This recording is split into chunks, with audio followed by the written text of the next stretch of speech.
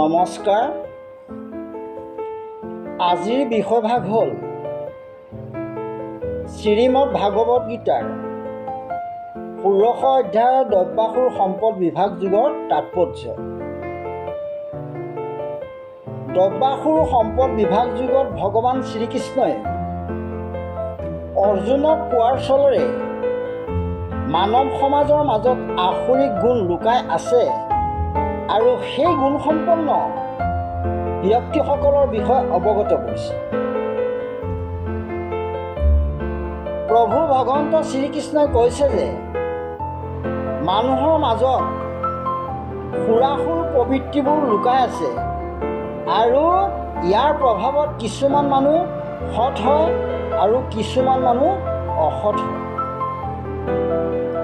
আত্মসংযম, পবিত্ৰতা, বিনয়ী, ভয়শূন্যতা, ক্ৰোধহীনতা, নিৰ্লিপ্ততা, অভিমানশূন্যতা, মাৎসৰ্যহীনতা, ক্ষমা, তেজহীনতা, দাতা, দয়াৱান, লোভহীনতা, অহিংসাপৰায়ণ এইবোৰ হ'ল দ্ৰব্যগুণ।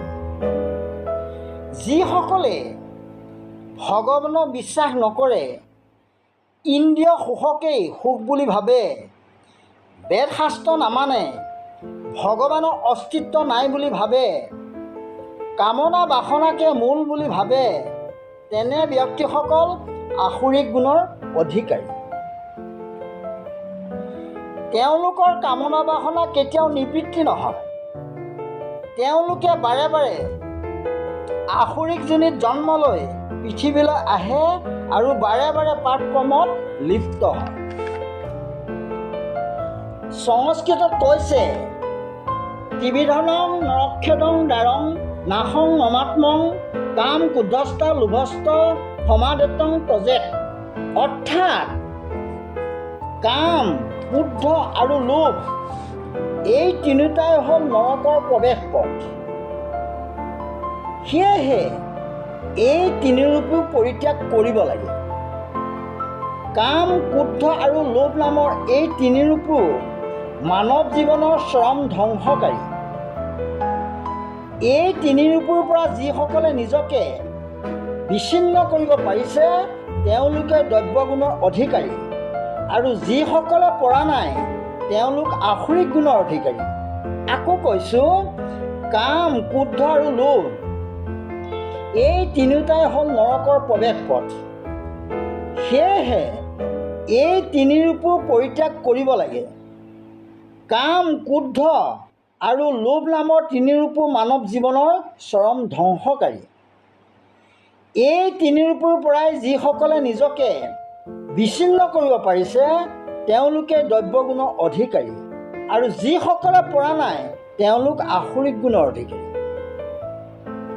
তিনিৰূপক আশ্ৰয় কৰি যিসকলে ধন লাভ কৰিছে তেওঁলোকে আকৌ ধনী হ'বলৈ অসৎ পথেৰে ধন উপাৰ্জন কৰিছে। তেওঁলোকে মায়াৰ আশ্ৰয় লৈ ৰমণী ৰমণ ক্ৰিয়াতে গোটেই জীৱন অতিবাহিত কৰিও ভোগৰ স্পৃহা গুচাব নোৱাৰে। তেওঁলোকে বাৰে বাৰে এই ধৰাধামত জন্ম লৈ প্ৰতিবাৰেই অসৎ কাৰ্যত লিপ্ত হৈ নৰকগামী হয়।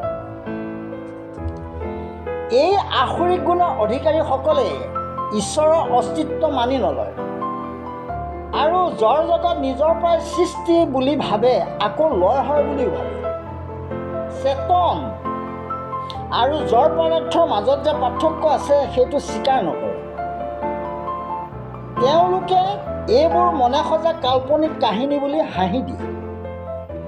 সেয়েহে তেওঁলোক শাস্ত্ৰৰ সেই আত্মা, পৰমাত্মা এইবিলাক গুৰুত্ব নিদিয়ে। তেওঁলোকে কামতন্ত্ৰত আশ্ৰয় লৈ জাগ্ৰতিক যুগ উপভোগ কৰিবলৈ চায়। আসুৰিক স্বভাৱৰ ব্যক্তিসকলে কোনো কামত লাভৱান হ'লে ভাবি লয় যে আজি মই মোৰ বুদ্ধিৰ বলত ইমান লাভ কৰিছোঁ আৰু ভৱিষ্যতে এই পথৰে গৈ আৰু বেছি লাভৱান হ'ম। আজি মই মোৰ এজন শত্ৰুক হত্যা কৰিছোঁ, পিছলৈ আৰু শত্ৰুক হত্যা কৰিম। এই ব্যক্তিসকলৰ মনত তেওঁলোকে ভোক্তা, তেওঁলোকে ঈশ্বৰ এনেদৰে ভাবি তেওঁলোক গৰ্বিত হৈ ভাবে যে মোৰ বাহুবল বুদ্ধিৰ দ্বাৰাই ধনৱান আৰু বলৱান হৈছোঁ, সেয়েহে মোতকৈ সুখী আৰু কোনো নাই। মই যজ্ঞ কৰিম, দান কৰিম আৰু আনন্দও কৰিম। এই বিপৰীত চিন্তাৰ দ্বাৰা আসুৰিক স্বভাৱৰ ব্যক্তিসকলে মায়াজালত আবদ্ধ হৈ থাকে। দুচিন্তাই সকলো সময়তে তেওঁলোকৰ লগ নেৰে আৰু এই দুচিন্তাৰ পৰা মুক্তি লাভৰ উপায় হিচাপে কামভোগক বাছি লয়। এওঁলোক শেষান্তত নৰকত বাস কৰিবলগীয়া হয়। এই আছিল দৈব্যাসুৰ সম্পদ বিভাগ যুগৰ তাৎপৰ্য।